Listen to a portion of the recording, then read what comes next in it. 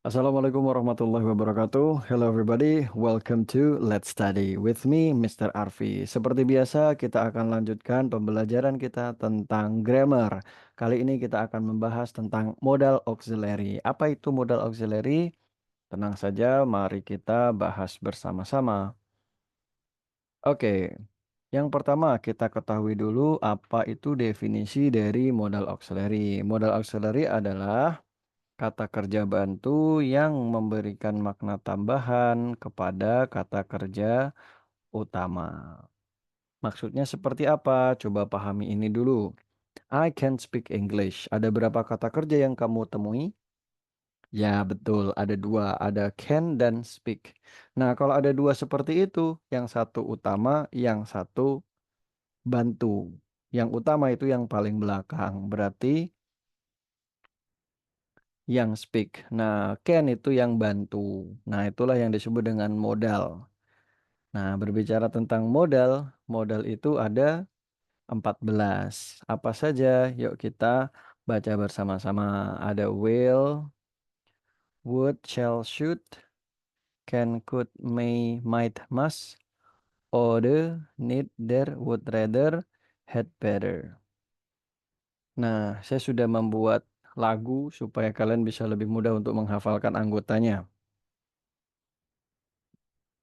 Jadi lagunya menggunakan lagu naik-naik ke puncak gunung kayaknya kalau nggak salah. Jadi gini, will, would, shall, should, can, could, may, might, must, oughta, neither, would, rather, had better. Nah, kayak gitu ya. Wes, nanti kalian coba ulang sendirilah. Terus kemudian selain kita berbicara tentang modal, ada juga loh istilah yang namanya seom. Seom itu adalah similar expression of modal atau ungkapan yang punya makna sama dengan modal. Nah, misalkan ada yang namanya be going to. Itu sama dengan will yang bermakna akan. Terus kemudian ada be allowed to, ada may yang bermakna boleh. Terus ada be supposed to setara dengan should, artinya seharusnya. Terus kemudian ada be to, dan have got to, artinya adalah must. Setara dengan must yang artinya adalah harus. Nah, terus used to setara dengan would artinya dulu terbiasa, dan yang terakhir adalah be able to, can yang bermakna bisa. Nah, ini adalah ungkapan yang maknanya sama dengan modal. Nah, kemudian berbicara tentang modal, modal itu ada aturannya ketika kalian mau menggunakannya. Wow. Yang pertama, modal selalu bertemu dengan verb satu. Langsung saja ya. Nah, di sini ada can bertemu dengan verb satu speak, maka jadinya she can speak English well. Bisa dipahami? Nah, terus kemudian modal bentuknya tetap. Tetap tuh bagaimana? Tidak ada perubahan apapun. Kalau can ya tetap can, must ya tetap must, will ya tetap will. Jadi tidak ada perubahan apapun. Terus kemudian yang ketiga, modal bisa diganti dengan seom tanpa sebab. Nah, jadi kalau semula can, boleh kamu ganti dengan ungkapan yang sama tadi, berupa be able to, tapi be-nya berubah menjadi is, karena subjeknya she. Maka jadinya she is able to speak English. Yang keempat, modal tidak bertemu dengan modal. Jadi nggak boleh ya double modal. Nah, kayak misalkan gini, will can, itu nggak boleh. Karena will modal, can juga modal. Maka solusinya kalian harus menggantinya dengan seom. Maka jadinya she will be able to speak English. Gitu. Terus yang kelima, modal tidak bisa diawali atau diakhiri to. Jadi pastikan sebelum dan sesudah modal itu nggak ada to-nya. Nah ini ya, tidak bisa ada to-nya. She can to. Setelah modal kan harus verb satu. Jadi nggak perlu ada to-nya. Terus kemudian modal tidak bisa diikuti auxiliary lain kecuali be dan have. Nah ini. She must is MR nggak boleh. Harus berupa be. She must be speaking English atau she must have spoken English.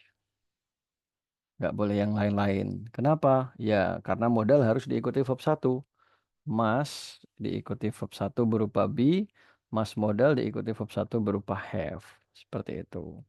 Yang terakhir, modal tidak bisa bertenses perfect atau tidak bisa berpola have verb 3. kecuali modal yang bermakna akan.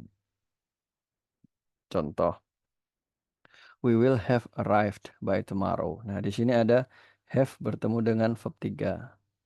Terus kemudian ada modal. Nah, bisa seperti ini, tapi ini maknanya akan.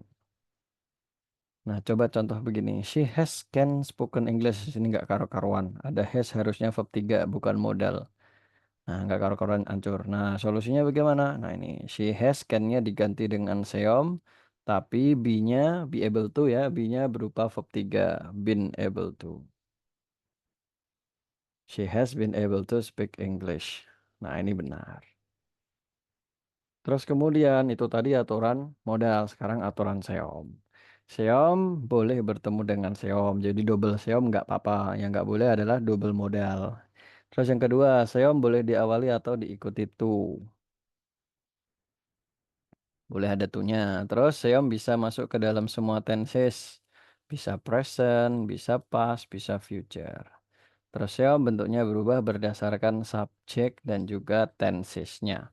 Karena memang pada dasarnya seom itu ya tenses biasa. Nah, di sini ada contoh ya. Nah, di sini ada kata-kata be able to. Ayo, setara dengan apa tadi be able to? Ya, dia setara dengan can. Waduh, salah lagi. Setara dengan can. Nah, ketika dia di simple present, maka be-nya berubah menjadi SMR. Kalau lampau jadinya was were, kalau akan datang jadinya will be. Kalau perfect, maka jadinya has been atau have been. Nah, pakai have atau has itu tergantung subjek. Kan tadi saya sudah bilang, dia itu tergantung dari subjek dan juga tensesnya. Contoh, she can cook the food. Can-nya kita rubah jadi be able to. Cuman be-nya ini berubah sesuai subjek dan juga tenses. Nah, be-nya berubah menjadi is. Maka jadinya she is able to cook the food. Artinya sama, dia perempuan bisa masak makanan. Terus kemudian yang perlu kamu ketahui ada loh yang disebut dengan unreal perfect. Unreal itu nggak nyata.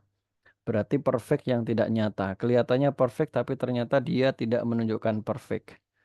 Nah, ini model yang terlihat bertenses perfect, namun ternyata dia simple past. Nah, jadi ada pola subjek model have verb 3 kan kayak pola perfect ya.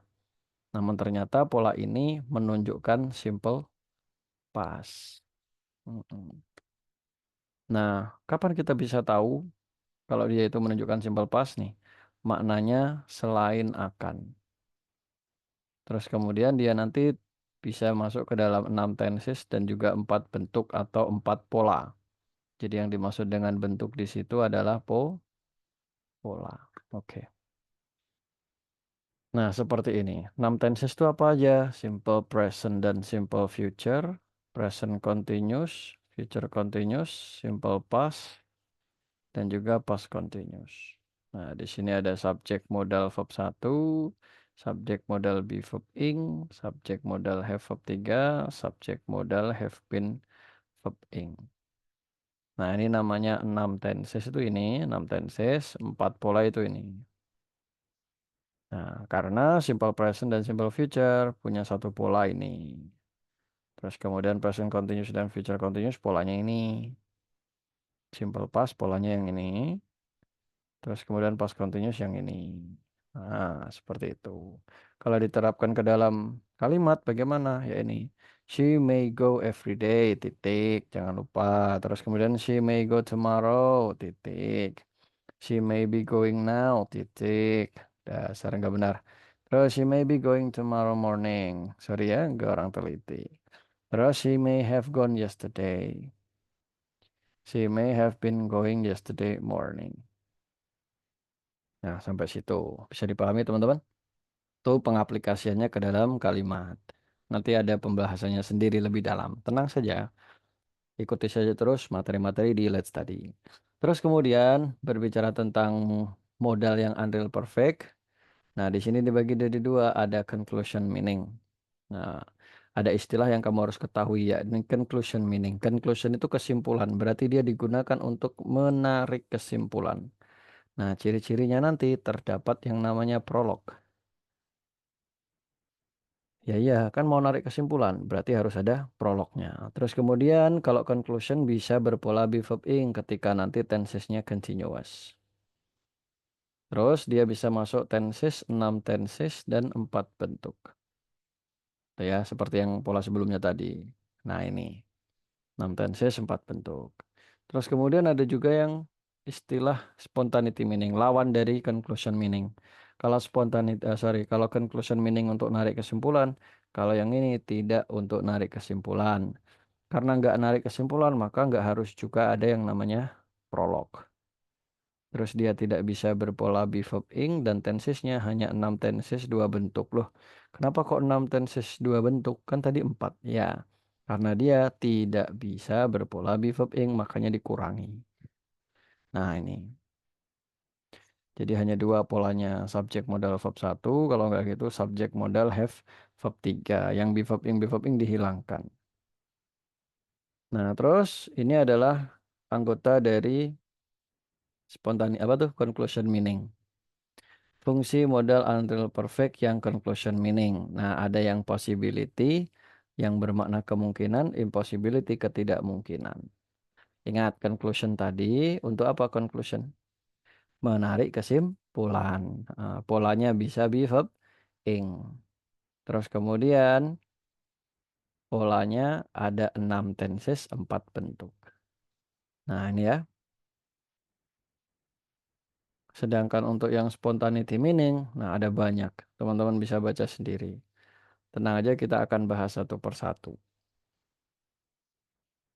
Nih, yang pertama ada yang namanya possibility. Maknanya nanti ada dua, ada mungkin sama ada pasti. Nah, contohnya adalah you may have forgotten. Nah, ini untuk yang masa lampau. Contoh yang masa lampaunya. Kamu mungkin lupa tadi, gitu. Terus impossibility, tidak mungkin, mungkin tidak, pasti tidak. Nah, di sini contohnya you may not have forgotten. Kamu mungkin lupa tadi. Nah, gitu. Terus yang ketiga ada wishes atau semoga. Nah, untuk semoga dia tidak bisa diterapkan ke dalam masa lampau. Karena semoga itu ya untuk masa depan, kalau enggak untuk masa sekarang yang dekat-dekat aja. Pokoknya belum terjadi. Sedangkan untuk ability untuk masa lampau itu dia pakainya could. Nah, I could meet someone. Aku tadi bisa ketemu sama seseorang. Terus kemudian necessity ada harus. Nah, harus kalau di masa lampau tidak menggunakan must. Nah, mungkin kamu taunya kalau harus itu kan must ya. Tapi kalau harusnya di masa lampau dia tidak menggunakan must, namun menggunakan had to. Terus kemudian prohibition itu artinya tidak boleh. No past tense. Nggak ada, tidak boleh. Larangan itu sifatnya seterusnya, maka tidak hanya terjadi di masa lampau. Terus kemudian ada advisability sebaiknya. Nah, kalau mau ngomong sebaiknya di masa lampau, polanya adalah should have verb 3. You should have studied harder. Kamu seharusnya belajar lebih giat tadi atau dulu. Nah, kalau seharusnya yang untuk suggestion atau saran, nanti tinggal diganti saja yang should dirubah menjadi could. Terus ada juga untuk menunjukkan habit in past. Nah, ini atau kebiasaan di masa lampau. Would sleep ini artinya bukan akan tidur tapi dulu terbiasa tidur. Terus ada lebih suka, I would rather have exercise than slept. Nah, saya lebih suka olahraga daripada tidur. Terus kalau bolehkah tidak untuk masa lampau karena kan minta izin tuh untuk nanti ya. Bolehkah aku menemanimu tadi malam? Nah, kan nggak bisa tuh. Kan minta izin ini. Nggak bisa. Maka dia tidak punya bentuk masa lampau. Terus kemudian permission, perizinan. Nah, di sini nanti kalau mau ngomong boleh di masa lampau pakainya was were allowed to. Tergantung subjeknya apa. Itu sedikit pengantar untuk fungsi-fungsi dari modal. Dan ini contoh-contoh yang disajikan ini adalah penggunaan modal untuk masa lampau. Nah, rubahlah menjadi bentuk lampaunya. Nah, ini. Nah, beberapa sudah saya spill tadi di latihan soal yang tadi. Nah, coba kamu pahami ya. Nah, di sini ada can berubah menjadi could. Nah, coba dikerjakan terlebih dahulu ya. Demikian yang bisa saya sampaikan sebagai pengantar dari materi modal. Kalau kamu mau memperdalam lebih tentang modal, kamu bisa ikut kelas privat saya atau kamu bisa juga belajar langsung di lembaga kursus namanya Kresna Kampung Inggris. Bisa offline maupun bisa online. Terus kalau kamu ingin review materi, kamu bisa juga ngecek di playlist Let's Study tentang materi grammar kita. Terus tidak hanya itu, kamu juga bisa support materi pembelajaran kita dengan beberapa cara. Yang pertama, kalau kamu punya rezeki berlebih, kamu bisa scan barcode yang ada di sini. Terus kemudian kamu bisa ketik nominal yang kamu mau berikan seikhlasnya saja.